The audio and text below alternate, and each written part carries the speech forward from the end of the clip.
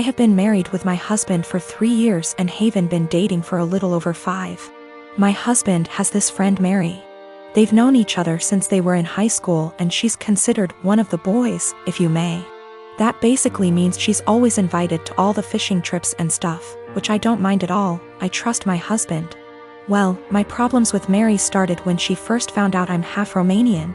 It started kinda innocently, with her asking me to say certain words, teach her some insults etc., which didn't necessarily bother me. But it usually put me on the spot whenever we were out with my husband's group of friends. It only escalated to her Googling stuff about Romania and asking me, are you a vampire? Do you bite your husband by the neck? To, are you a gypsy? I bet you've got some of that gypsy blood in you, which is just blatantly racist. Last week, me and my husband organized a mini barbecue with our friends and Mary was invited by my husband despite me telling him she makes me uncomfortable. He said he had talked to her about her remarks and she's been understanding, so it's unlikely she'll say something this time. It was midnight and there were about 4 of us left and I accidentally spilled some red wine on Mary's jeans when I tripped over a carpet. All hell broke loose. Mary started saying that I'm a witch and I'm trying to ruin her life and this whole thing is part of my ritual and I'm just a immigrant gypsy trying to ruin my husband's life and I've poisoned my husband against her. I started crying and profusely apologizing. When she wouldn't drop it, I kicked her out and banned her from ever coming to my house again. My husband insists that Mary was just drunk and talking nonsense and he would talk to her. He also told me I'm way too sensitive about my heritage and I'm an a-hole for banning her. Mary has since given me a half-hearted apology, but I'm still not okay with her. I guess this is the update some of you wanted. Sorry, I'm still a mess and ick how coherent I am. We've talked.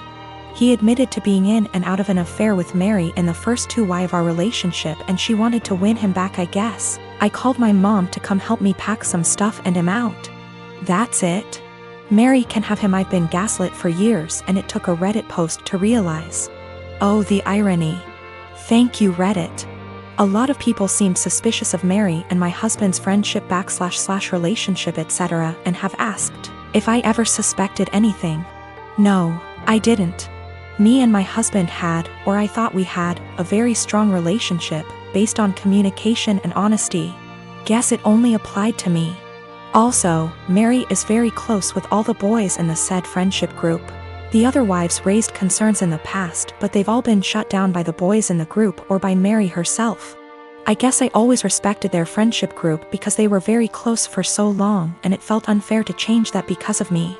As far as I'm aware, the other wives feel the same. Plus Mary has been in a relationship for about 2 years and always claimed she's focusing on her career. She's too busy etc., so none of us ever saw her as a potential threat. But now it just makes me think there could be more to this story. But I'm tired. As of right now, I am just exhausted. My Romanian witch blood won't let me live until I find out the whole truth, but I need time.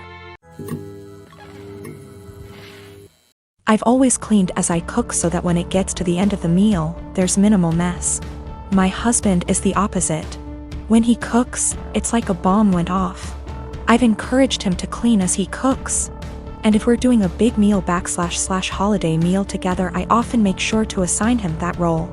Like most people, one of us cooks, the other one cleans up. I am the better cook, so I cook like 80% of the time.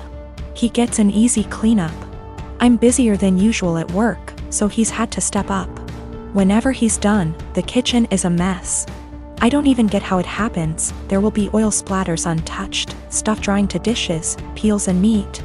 I'm not about to let food sit out overnight, so after I'm done eating I'll start the process and won't get to really relax much. Last week I asked if he could please try cleaning as he cooks. He told me the rule is one person cooks, the other person cleans. I said I get that, but you're leaving me with a huge mess every night. He said I just don't have the time to clean up when I'm focused on cooking, knowing full well I'll see him scrolling on his phone. I just got so fed up, so on Sunday I made a big pot of chili. I didn't clean up as I worked. When I was done, I served him, sat down, enjoyed a beer and dinner. When he finally went into the kitchen, he said, "What the? Why is there such a mess?" I said that I was too busy paying attention to the chili to clean up. I started to get ready for bed. He was like, "You're just going to leave this here?" And I said yes. He said he would have to wake up extra early to clean up and that he had to be at work earlier than usual, and was supposed to play a game with his friends later that night, so could I just clean up? I said no, I cooked, so he has to clean. 2 days later he's still pissy with me because he ended up not being able to game and told me that he didn't get enough sleep, and was exhausted at work. Not to be too snarky, but it's not like he's a surgeon, because I had to prove a point to him. I told him that nothing else seemed to get his attention, and I feel pretty justified. He told me I was being a smug asshole about it and it was childish. We don't have a dishwasher, there's no room for one, so everything has to be done by hand. Additionally, doing the dishes means cleaning up the counters and stovetop and sweeping the floor, taking out the trash if need be. When I make chili, it's a process starting // dried chilies that I toast, soak, seed, pulverize, etc. Then there's cooking the dried beans, then there's the onions and garlic and the peels, any other veggies, seeding tomato, cans of tomato, grinding the spices, etc. Then there's grating cheese for the top, etc. It definitely left a ton of dishes and other stuff behind. So another thing that comes up is whoever cooks also cleans, but since I cook most of the time, I just don't see that as being also fair to me. I'll end up spending almost every single day after work. I've been ending work at 6 or 7 some days lately, cooking and cleaning. If I had him cook more I would definitely start to gain weight and then we'd have another issue altogether. I've been with my boyfriend for 11 years, since I was 15. His mother has hated me since the first day she met me. She hated me due to my ethnicity, Kosovan Albanian. She hated me due to my career. I work as a model and she decided that makes me an empty-headed, vain, shallow person. Then when I told her I still planned to go to university alongside my career she said I was doing it to impress my boyfriend. I've since left uni with a distinction and her new reason to hate me is, I try too hard? She has also insisted I've cheated on him throughout our entire relationship, which is a ridiculous claim. I've never even kissed another man in my whole life. I have zero desire to cheat and never will. Late last year she attempted to void the insurance on my boyfriend's motorbikes. She tried to do this under my name so, hypothetically, when he was arrested for riding with no insurance and called his insurance company, I'd get the blame. After this happened my boyfriend and I agreed to cut her out, however it hasn't stuck. She left my boyfriend alone and respected his wishes for NC, but she's continued to contact and harass me. This leads to the last few weeks. My boyfriend works as a motorcycle test rider and he got in an awful motorbike crash while working. As such I now need to care for him.